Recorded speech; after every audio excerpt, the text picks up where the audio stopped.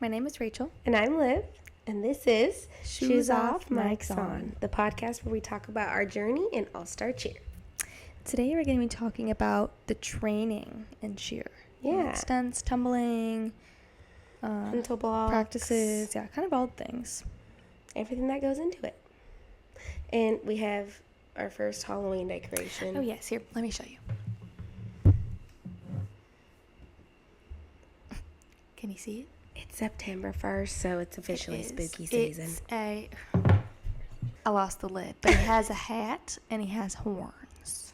You believe us. We also have, you can't see them, we have towels that say Happy Halloween.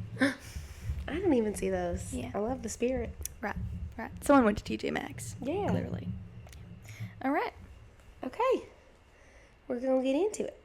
What do you think is the biggest struggle in tumbling? I think the biggest struggle in tumbling is mental blocks and like dealing with mental blocks. Mm-hmm. I think they set people back. Some people like months, some people years. Like, and it's like so you there's never a reason for them. Mm-hmm. Maybe an injury or something, but like they're so hard to deal with, and there's no secret code to them. Mm-hmm. There's no like. I think they're more frustrating because it's like you physically are capable of doing the skill Yeah. and you want to do the skill, but it's just like something in you is just like not allowing you to do it. And it's like you can. Mm-hmm. Like you picture yourself in your mind like doing it and doing it and doing it. Or and you've then done you it go. before and you're Yeah. like, now I'm annoyed I've done it before. Why am I not doing it now? Yeah. Have you ever had a mental block? Not really, because I never really tumbled. I just never really, like, back handsprings were fine. Like, nothing really scared me. Tucks were only scary because I was, like, I was fully relying on myself Yes. to flip my body. Or, like, I would compare them to, like, rewinds. But a rewind is, like, a whole group. Like, if something goes wrong, I'm most likely going to be fine. Because there's people that are going to catch me. Or, like, there's just, like, other factors. But it's, like, a tuck, like, I don't know. You have to. I just have to do all the things Yeah. right. I don't know. It was just like a different, and then I would try to picture myself when I did my tuck doing a rewind, but they're different. Yeah. So then it like almost messed me up even more. And then I was like, okay, well, what about like a tuck basket? It's also completely different than a tuck on the floor. I mean, it's the same skill, but it's like, again, you're being tossed into the air rather than punching off the floor and rotating. So it was just like a different, I don't know. I just could never do them. Yeah. I had one mental block. It was for my tuck. It was for my running tuck. And it was on our 4.2 season. And when we were 4.2, we were originally a senior 3, but they moved us to 4.2. But when they moved us, we still did an extra hour of tumbling before practice started. Mm-hmm. And it was like level 3 and 4 and up. Tumbling skill we worked on. I remember I was like really stressed out from school all day, and then I went to practice and I was just in like a terrible mood, and I like tried leaving at the door, but I was still just in a bad mood. Mm-hmm. And I remember I went to go do like my round off my handspring tuck, and I literally went round off my handspring and just rebound. Mm-hmm. And I was I always preferred a tuck to a back handspring to a back walkover. Like tucks were my favorite. And I remember I literally went and nothing happened. I just stepped on the floor and couldn't do it. And I was so mad at myself. And I remember, and it's not like I wasn't even competing it that year. Like, I was just so mad. And I remember I literally texted my mom and I was like, I can't go to school tomorrow. Like, this is so bad. And then I made her schedule like 5 privates with me, like in that same week with Jaden. And then he's taught me, he was like, okay, well, you have to go back to the basics. Like, you have to reteach yourself how to do a tuck. Mm-hmm. Like, if you're not going to throw it, then we're going to reteach it. Yeah. And we went back I literally started with jump backs and, like, other drills and stuff. And then there was one day, mine luckily only probably lasted a few weeks. I was lucky to not have it for, like, months and years. But I remember we were doing a private and he was spotting me. And I went, okay, move, and don't spot me. And I went. That's fine. You just did it. Yeah. So it's interesting how that works. Yeah. But I know people where it's like, it's been years and they still can't do anything. I've heard other coaches refer to it as like there's no such, like some people are very passionate about this and they're like mental blocks there's no such thing as a mental block. Actually, please hold. Let me find what I'm talking about. I need to cite my sources before I just speak about this. He claims that in like his experience with coaching athletes and working with kids, that mental blocks scientifically don't mean what we think they mean. Like by us, like Thinking we can't do them. yeah, thinking like a mental block is like you're like unable to do something. It's not that you're unable to do it. You're not confident in doing it, or you're scared of doing it, or whatever. But it's not a mental block scientifically, which I think is interesting. I think that's interesting because, like, I don't know how else to describe. I mean, like, yeah, you're 100% like you don't have your confidence for it and stuff. But like when you're going for something and you like like we were tumbling in the gym the other day, tumbling. I was doing a handstand, and I wanted to go for a back handspring, and I went to swing and do like my normal steps, and I was like, oh, I'm good, I can go, and I went, put my arms up, not like that, bad technique, but put my arms up, and I just like stopped. I was like, I think that was fear though. I think that we refer to it as a mental block because it feels like your mind is blocking you from doing the skill. Yes. I feel like we put, as cheerleaders and whatever other sport uses the term mental block, I feel like we gave it that terminology without knowing what the technical terminology may mean. We were just like, my mind is not letting me do this. My mind is blocking me. Like, I'm mentally blocked, you know? Rather than saying, like, I don't have the confidence to do this skill. Yes. So it's interesting, though, that, like, I mean, I didn't know what the term mental block meant. I mean, like, other than what we refer to it as. In my head, I was like, oh, I can't go for this skill. I have a mental block. Yeah, like, my mind is blocking me. Because that's what it feels like. It feels like your brain is, like, telling you, like, you can't do it. Or, like, you know. I've also experienced, I didn't have a mental block with this, but one of my senior 3 teams I was on, I was in this pass, and I would always, it was the pass where I fell on my face and dislocated my thumb and stuff. I would always either touch down or pop it. Even at comps, like, it was really hard for me. And I remember my coach at the time, he was like, I wouldn't have you in this, like, if you couldn't do it. Like, you can do it. And it wasn't, like, a thing of, like, mentally I couldn't do it. It was, like, physically, I was, like, I felt like I couldn't go. Like, I was tired. And it was, like, or, like, if I went, I, like, fell because I just, like, gave up. Yeah. So it was, like, that was definitely a difference of, like that feeling that, like, you would, every time you do, get that, like, memory of, like, there was this one time when I didn't have energy, and now I think I'm not ever going to have energy to do it. Yeah, like, I could chuck my body over and land on my face, but at least I didn't. Yeah. And I remember that was a weird season for me because it was, like, it was really hard on me mentally, but not in a way of I can't do the skill, in a way of I can do the skill, why am I not landing it? Right. When there's 9-year-olds throwing fulls. Like, I remember I would watch, like, videos of Youth Elite from Cheer Extreme and be like, they're throwing fulls, I can do my pass, which with a tuck. Like, I was like, I'm fine. But it was like, that was weird because it was experiencing the difference of a mental block and just like being physically able to be consistent with it was hard for me. My first tuck basket, I have a video of it actually. But scariest skill I think I've ever attempted. I'd be so scared because I can't imagine being like, because when I was a flyer, I never flew past level 2. I always based after I was off level 2.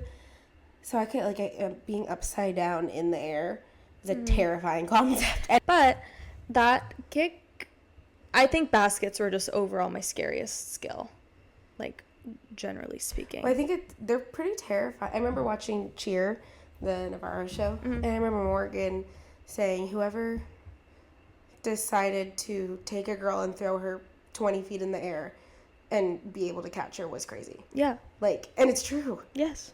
Correct. I don't know whose idea that was, but kick doubles and kick fulls weren't really scary, I don't think.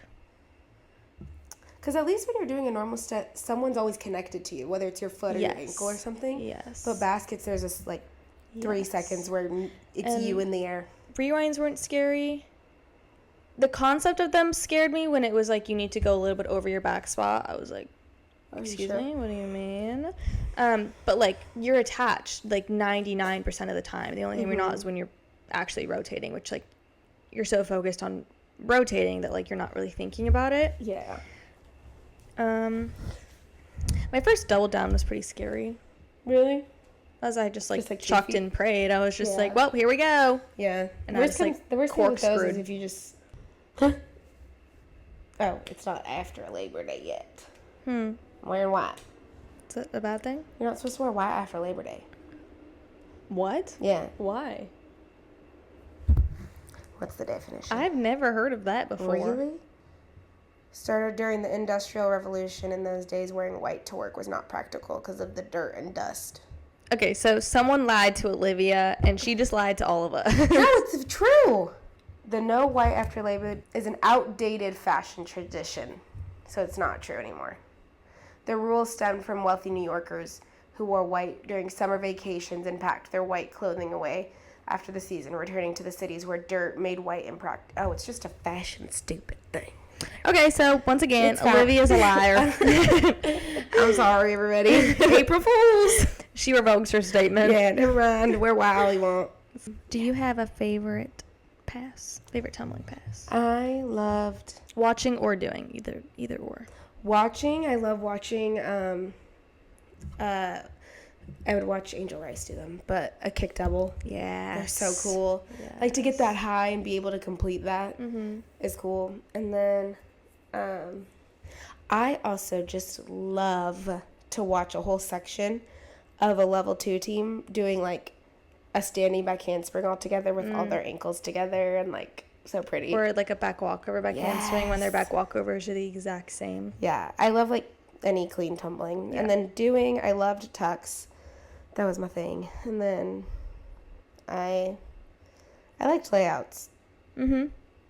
Layouts are tricky though, I feel like, because I feel like a lot of people pike a lot in them. I tell my and kids, like you lose the effect of Yeah. the layout. which I used to do. I tell my kids sometimes I'm like, layouts, you're in the air longer because you're literally like, meow. Yeah. So, what about you? Yeah. Favorite pass watching. I love watching standing tumbling, I think, more than running tumbling. I think they're fun to watch. But I like standing. I'm trying to think of the pass that it was. It was either like, it was a hand whip full or hand whip double or something. There was this team, they did it like from the corners. Like there's 2 in each corner and they like all, so like they went backwards towards the center of the floor. So then they all like, was like, and they all like came into the middle. It's really cool. Doing, I pretty much hate tumbling, if I'm being totally honest. Like a back walkover back handspring. I guess standing back handspring even is fine. A cartwheel back handspring. Actually, no, I didn't really like those. I like jumps to tumbling. Like a toe touch back handspring. I was horrible at jumps. I was pretty bad at jumps too. I just had like major like frog legs. Until like my last season of cheer, I had the craziest frog legs in jumps. When I would come down, I would like bring them back in. See, I could have good jumps. I'll send you a video. I had pretty good jumps, but I was a brat sometimes, and I wouldn't actually, like when I was tired in the routine, I'd be like, me. Start Me. Why was flying always your favorite thing? Like, what about flying makes it so special? And that's a really good question. I don't know. I don't know that it's anything specific. I think it's just like a feeling. Like, I don't know. Like, I just always knew that that was my strong suit, and that like I could always like, because I wasn't really scared to try new things. I wasn't like timid about it. To go, someone's like, "Do you want to try this?" I'm like, "Yeah, let's try it." Like, you know, like show me, how do I do it? It was just like one of the things I just like knew that I was. Not knew that I was good at, but I was confident in myself to do it. And I think that helps a lot, not being scared of something. It's kind of like when people like are like, oh, like when they're little, like, I want to be a doctor. And they just know that they want to be a doctor. Yeah. Like, it's just like, I just knew that that was like my strongest suit. I just loved it. It was I think it was the first thing I ever learned how to do in cheer. Oh, My first practice, I was like this big with like not adults, they were like 16-year-olds, but like I was 8, so I was like half their size, and it was just like the first thing, like, oh, we're stunting, and that's the first thing I learned how to do. So I think it just kind of like stuck with me. Yeah. I think for me, I flew from like 10 to like 12, maybe 13, but I didn't fly for very long, and I only went up to level 2, and I think when I was little, I really, really wanted to fly. Like, I'd always asked to fly. Mm-hmm. Well, I wouldn't, like, actually ask. I'd, like, talk about it, but I was very shy. Mm-hmm. So, I wanted to fly because, I don't know, I think it was just, like, fun. Like, the thought of, like, being thrown around in the air. Yeah. But then when I got older, and this was, like, my last year of, like, trying flying, it was a lot of pressure, and I didn't like that. It, like, scared me to be, like, because usually I was always a basket flyer and then a pyramid flyer. I never really did elites because I wasn't the most flexible. But I remember I got put in elites one year, and I couldn't hit it. It was, like, wasn't doing it, and I remember the pressure was so scary, and I was, like, everyone's looking at me, not because I'm doing good, but because I'm falling and I can't do this stuff. Yeah. And I remember hearing, like, or, like, the feeling when they would, like, try someone else in your spot. And, like, as a base, it's, like, it sucks, but it's also, like, if it doesn't work, it doesn't work. I'm not the right base for you. You'll switch me out to a different stunt group. But as a flyer, it was, like... It's, like, the end of the world. Yeah, I was, like, I'm not doing good, like, and stuff. So then I didn't fly. And then halfway through the season, I just, like, tumbled around the routine that year. And then halfway through the season, we, like, lost someone. And they're like, can you try basing? And I was like, yeah. And I'd based before. And I remember as soon as I did that, it was, like, fun to me. And I loved basing. I then became very, like, strong. And I loved being, like, the strong one of the team. Yeah. Like, that was my thing, was, like, being known as, like, one of the stronger bases. Like, when they were doing choreography, like, using my group and our, like, what we were doing, like, as an example, because they're going to hold it up and, like, stuff. And then, like, I mean, as I've gotten older, I'm rusty, but, like, with, like, remembering groups and stuff, but I loved being strong and, like, being able to do that. So that was, like, and I liked not having all that pressure. Yeah. There's a lot of pressure as a flyer, like, to keep up with flexibility and performing and everything else. Like, as a base, my job is just to keep you up and make you look pretty. Yeah. Okay, there is more to it. But, like, as a base, if you don't hit the floor, I did my job. Yeah. So. Yeah, exactly. I think maybe that's what it was for me, too, just knowing that was my most reliable position. That, like, no matter what, like, my stunt was going to hit. Like, no, like, almost, like, the coaches didn't have to worry about my group. Yes. Like, if they could just focus on whatever, anything else they needed to, but as long as they didn't have to worry about me or my group or, like, my position, I was like, okay, I'm fine. Yeah. But as soon as, like, something would happen and, like, if they, for some reason, were concerned with something, I'm like, I'm not doing my job right. If they're worrying about my position. Yeah. Like, I remember, too, like, as a flyer, your goal is to, like, be center. And then as a base, I was just like, I'm where I am. You're doing your skill. You're doing your thing. Yeah. I backspotted once. I'm 5'2". And I always wanted to backspot. I thought that job, it looked so fun to backspot. And I backspotted once. And it was cool. It's cool. They're like the, like, control. Like the bus driver. Yeah. Like, they do. And I love watching, like, all the videos. I think it was, like, SSX this year in Palm Springs. But, like, like when it's, like, a video of, like, their flyer and they're, like, going down and the backspot just, like, yanks them up. It's my favorite thing. Yeah. I'm like, you go, girl or boy. That group, controlling the whole thing. Yeah. I tried, well, I didn't really try, but sometimes we'll stunt with, like, some of our littles. Yeah. And I backspotted one of our littles one time, and it was fun, but it's scary. Yes. Being behind it and not underneath it. Like, and I've based some of the little ones before, and it's, like, fine, whatever. They were, like, 5 pounds. But backspotting, they still only weigh 5 pounds. But it's just, like, I'm not under, like, I'm behind. It's, like, a different perspective, and it feels really strange. Yeah. Being so far away. I mean, you're right there, but, like, you're not directly underneath them. And it's, like, a weird feeling. But you can also see, like, you can see when she's leaning this way. You can see, but as a base, like, it's harder to tell, I feel like. But, yeah, it was interesting. And also, like, you are, like, yes, the bases have to catch her, too, but, like, if she goes backwards over the bases, like, there's nothing a base can do. Backsaw better, you better catch her. Yeah, so it's a different type of pressure that I didn't like. Yeah. So, I'll stick to flying, please and thank you. I wish I think I would be a cool back squat, but I need to be like 4 inches taller. You need like the smallest stunt, the shortest, like I know. 4 That's foot. just my dream. Do you feel like people train for jumps enough, or like people should be training to be like center jumper more? I think people should train to be center jumper more. I feel like you don't see as many people like doing jump drills and jump strengthening and stretching as much as you see for like tumbling and stunting. Because it takes a lot, because jumps is like, for the science of it, you're literally just jumping in place, and like you have to have like your hip flexors and your hamstrings, and like your toes need to be pointed, and in pikes like you need to not like hunch forward, but you also need to not be just like stick straight up. Yeah. So it's like it takes a lot of control. I think it's cool when we see people that did like gymnastics before cheer. They always come in and have like perfect like flexibility for jumps, but the way they're doing it like isn't right, so we like fix it then. Yeah. And then they're like a center jumper, but that's because like in gymnastics they train like every muscle in their body to do that. Yeah. Where I feel like we could definitely focus on that so much more, because I feel like they're just not.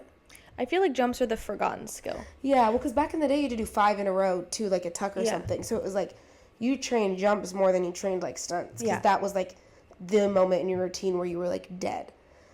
So I feel like, but now all you need to do is 3, and they don't need to be together. 2 need to be together. Yeah. So it's like, It's less to worry about. yeah, I was always, like I said before, jumps were not my thing. We inserted that clip. They could be my thing, but I didn't train my endurance enough to be able to perform my good jumps after in the movie routine when I was tired. So it was, I think like kind of everything goes into jumps, and I think it's cool the people that are just like flexible and can do beautiful jumps. But I also think it's cool the kids you can tell worked really, like Brooke. Like we can cut out if you want to, but like the ones you can tell like they worked for that center spot. Yep. If you could rank jumps, tumbling, and stunts in a routine, where would you rank them? And dance. Stunts, number 1. Like best to worst. Yeah. Stunts. I mean, dance is just like fun. Yeah. So dance. Tumbling, jumps. Yeah, mine would be stunts, tumbling, dance, jumps. Yeah. I think they're all pretty fun. Jumps are just in an awkward spot in the routine where I feel like they're the most exhausting thing on the whole planet. Yeah. And I think there's also, because there's usually like, you do your jumps, or you do like motions to get to your jumps. And you just like really like feel like those motions getting to jumps are just like the most, you're like, and now I have to still jump. Time is like slowing down. Yes. And then you jump and you jump and you jump, and then there's usually motions to get to wherever you're going to next, and then you're like, oh my god, and there's still more. Like, and there's something else after that. There's 2 or 3 more things after this. Like, Yeah. I don't know. I had this one routine where jumps were like it was like opening, and then we had like something happen, and then jumps. Jumps were so close to the beginning of our routine that it was like, I couldn't even use it as like I feel like jumps are typically like a halfway point or like a you're almost done point. Like, but they were in the beginning. And so I was like, just so thrown off, because I was like, opening jumps. Yeah. But then what? The whole routine still left? I had something like that, but the jump section was not an opening. It was jumps to tumbling, and then we still had a jump section. But that one wasn't too bad, because it was like toe touch, you back handspring, so you had a bunch of power to then toe touch again. Yeah. And then back handspring again. We did it was like, I don't know, probably like no, because we probably went toe to pike. It was probably like toe, hurdle, move, toe, back handspring. And so it was like the 3rd jump, and then I had to tumble after the 3rd jump. Yeah. It was just, it's exhausting. Jumps are just the most draining thing in the whole thing. I think because it's like the least, like, I don't know. It's just the most like focused. You're like, and I'm clapping. And I'm jumping. For a lot of stuff, you're just, I'm going. Yeah, and it's not like, I feel like tumbling and stunning, you can kind of like get lost in the moment and just be like, and I'm doing my skill, I'm doing this and that. But it's jumps, it's like, yep, and this is a toe touch. Yeah. And then this is another toe touch. And then, oh, then there's a pike. You know, Yeah. it's more spread out. I like it as a coach though because it's slowed down. That's my moment to breathe. Yeah, As a that's coach, true. that's where I'm like, we're almost done. Yeah. They're like, oh, they did great. Oh, we had a little issue, but we're almost done. Yeah. Like, It's also nice that jumps aren't really scored based on like how flexible you are. no, now it's you just all have to look the same doing them. It's just technique, leg Yeah. placement, arm placement. We always tell our kids like, we're not asking you to be the most flexible on the team. We're asking you to have the correct technique. Mm-hmm. So like maybe your jumps are not hyperextended, but if they're at least flat, but your chest is up, your arms placement is correct, and your toes are pointed, you win. Like 4 out of 4. Yeah. We just want good jump scores. Yeah. How important is energy in practice? And It is almost the most important. Not quite, but it is very, very far up on the importance list. mm-hmm. Like, so important because it's one, like, negative energy or, like, one, like, sour apple could, like, mess up everyone's mood and it could just really affect the entire practice. And it could go from a great productive practice to a not so great unproductive practice very quickly based on energy. God! I need a 5-hour energy. Energy. Yeah, it's like, I think like you said, it's probably not the most important thing because I think attendance is the most Yeah. important thing. But if you come in like we all have days where like maybe you don't want to go to cheer or something, but if you come in and like show that, like it shows, like as a coach too, like it shows on the kids' faces. They see your energy and they feed off of your energy. Yeah, they feed into what like we're doing. Yeah. So Like, if we're just kind of like 1, 3, 5, like then they're gonna be 1, 3. We gave our kids a rule where they can't yawn, but if they yawn, they need to cover their mouths, which should just be general etiquette. Exhibit A. Speak of the devil. Because if you have a kid on the floor sitting there just like this, like yawning, like then another kid's gonna see that and they're gonna yawn, and then another kid's and like they're all just sitting there yawning and like being and tired. everyone's exhausted. So if you're covering it, like I've noticed a difference. Like they're not like acting as exhausted as they are, and like they are kids and they wake up at 7 a.m. They go to school all day. Then they come straight to cheer. Like they are tired, and I give that to them. But you signed up for a sport where you kind of have to have energy. And if you don't come in positive, like ready to go, then like nothing's ever gonna work. And I think that also goes for us. Like all us coaches work 9 to 5 and come straight to cheer, and we're living off of like coffee and a dream. But like if we're showing the kids how exhausted we are, or like something, we had a bad day at work, or we had to pay a bunch of bills and we're drained and stuff, like if we show them that, like they're gonna feed off that. So like we're the starting point, and we have to come in with that energy. And like I think I've worked on that a lot this year, and just making practice more fun. Like it doesn't need to be so, I mean, like business. Like yeah, exactly. Like they're kids. Like, you know. And even with older teams, like it still can be fun. Like it doesn't have to be, if everyone's focused and like on the same page, practice could go quite quick. Yes. It's when like things are off, or people are acting weird or whatever, that things are going wrong and things are becoming unsafe, and that's why practice sometimes isn't as fun. Yeah. And we always tell our kids too, like it's totally like normal to have a bad day. Like if you have a bad day and like there's no leaving it at the door, like it's affected your whole day, like come in and talk to us, like communicate that to us, and we'll help you through it, or we'll try to help you through it. Like I think communicating about it helps a lot, because like yes, we know our kids very well, so we can see when they're off, but we can't read minds. Right. So like, are you off because you didn't eat before practice, or are you off because you got pushed on the playground? Like we can't read minds, but we can help. We can try. So I think energy is like attendance and energy, 2 most important things that are going to help you have a successful practice. If you don't have practice, if you don't have kids at practice. Exactly. And if you have kids, but they're not like mentally and physically present. Yeah, then it's like it feels like an absence. Yeah. And same with coaches. Like, if we're just there sitting, like... Well, even with practices where, like, let's say I'm out of town or Liv is out of town or something, you can just tell, like, the practices flow a little bit differently with only one, if you normally have two coaches, with one person missing, just because, like, I don't have someone to, like, feed my energy off of. Yeah. It's, like, I'm stuck with myself, which is fine. But it's harder to, like, let things go or, like, not get stuck on one motion the whole practice because I don't have someone to be like, oh, like, Rachel, let's move on. Yeah. Like, come on. I think, I coached by myself for the first, like, couple years of my coaching. And we've coached together now, so second year, it's, like, it's so much more fun for me because, like you said, I'm not sitting there, like, picking everything and having no one to sit there, like, we can move on. They've done it. Yeah. 3 out of 5 times. The stats are looking good. Let's keep going. Yeah. And, yeah, just, like, because if I have a bad day and, like, the kids can, like, kind of see, like, she can, like, pick me up and, like, vice versa. And, like, we kind of get each other in check, like, hey, like, come on, like, we got this. Like, Yeah.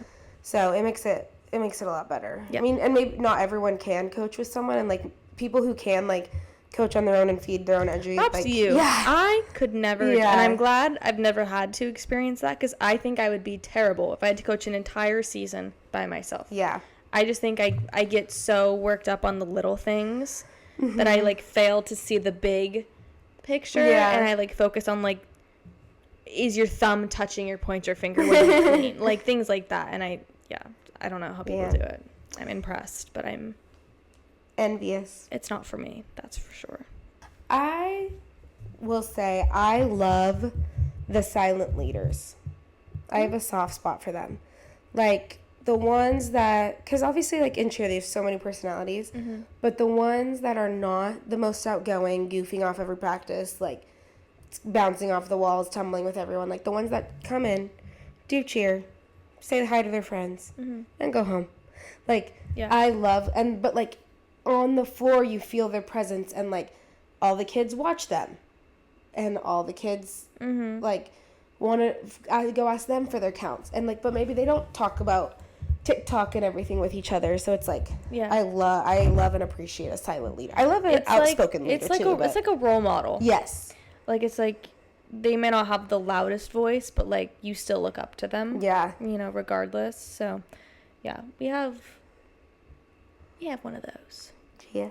Yeah. Yeah. And I love her. I know. She's great. She's so quiet, but it's like, hey, do the routine, and they are all just watching her. Yes. Which we're working on it. But for right now, they all just watch her, and it's just like you can just tell they all admire her and, like, want just, like, rely on her. Yeah. But she's at least at practice, she's very silent. She chats when, like, they're, like, running and, like, conditioning and stuff, but she's also very, like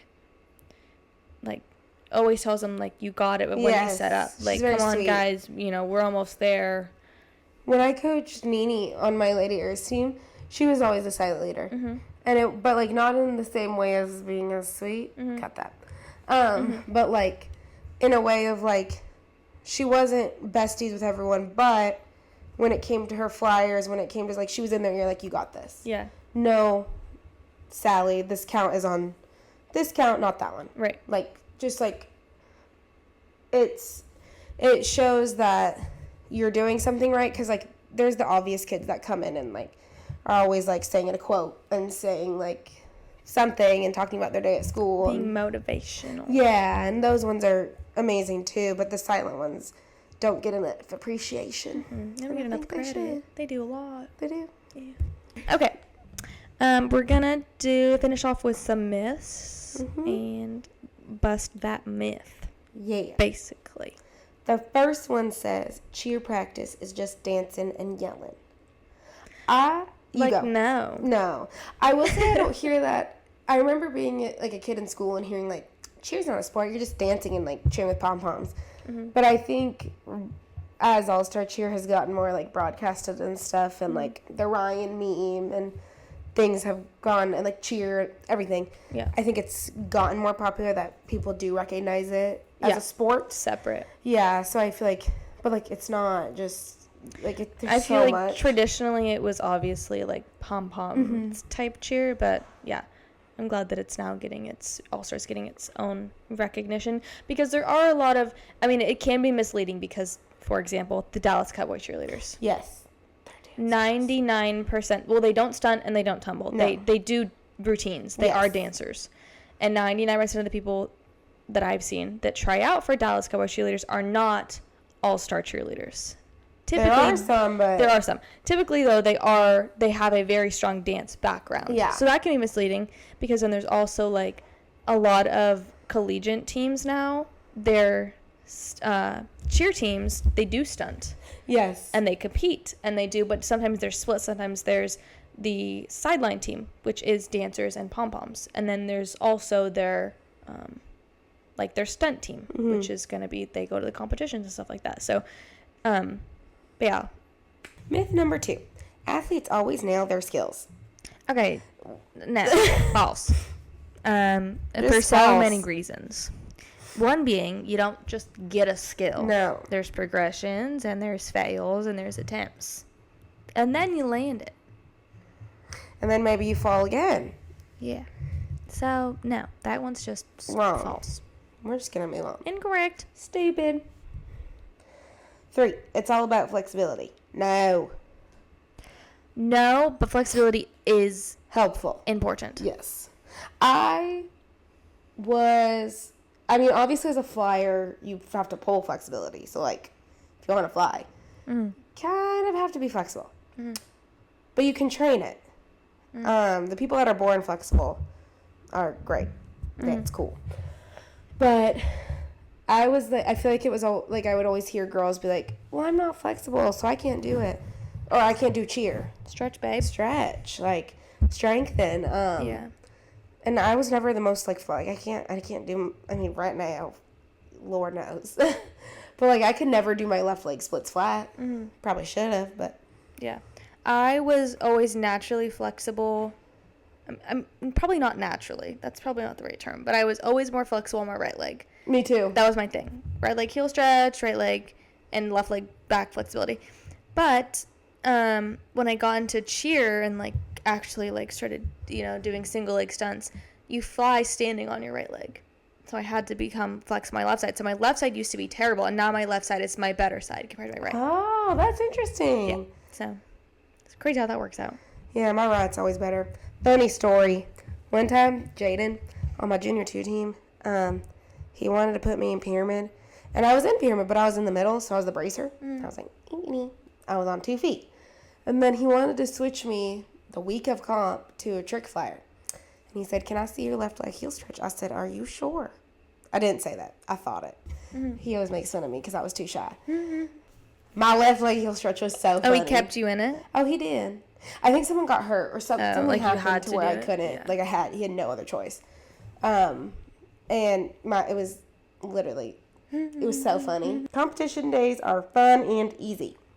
They're fun. They're not easy. They're They're easy when you have nothing to worry about. Like, but, like, it's not easy because you're working. Yeah.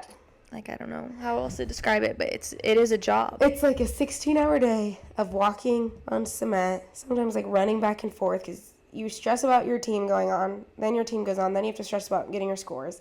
Then you get your scores, and you sometimes have to go talk to the AccuScore person and beg and plead for your point back. And then if you get called on something that you've never seen before, then you have to change it and call a practice. And it's just mentally draining, and then all the walking around and running around is just, like, physically exhausting. Especially because it's not just yes, like, we coach youth too. But we go backstage for every team of Fierce and, like, support and all that stuff. So, like, yes, our team went on at 8 a.m. We are done. But no, we are not done because there's 10 more teams. Do you prefer going in the nighttime, the middle of the day, or the morning? The morning. Me too. Get it done. I like the morning. Just because it's like I get up and it's like it's business. Yes. I don't have to sit there and worry about it all day or watch all of our other teams go and, like, all these other programs go, and then finally it's just I'm worrying for the entire day. Yeah, and I know the kids sit there too and do the same. Like, if we're doing it, I'm sure the kids are. Right. So Yeah, I prefer definitely the like morning. Palm Springs we've talked about it before, but like That was a little bit early. yeah, Palm Springs, the youth 2 teams and youth 1, they always go at like 8 in the morning. So like we had to get there at 6, like be on property. Because we checked into warm-ups at 7. So it was like, that was a little rough, but you're done by 9:30 with your team. Yeah. And then awards are like 10, and PM. then you just have the rest of the day. Oh no, AM, yes. Yeah. Our last award ceremony was at 9 p.m. though. Yes. For our program, not just for like our team. Yeah, so it's like there's pros and cons, but there's pros and cons to everything. Yeah. But I prefer morning. Yeah.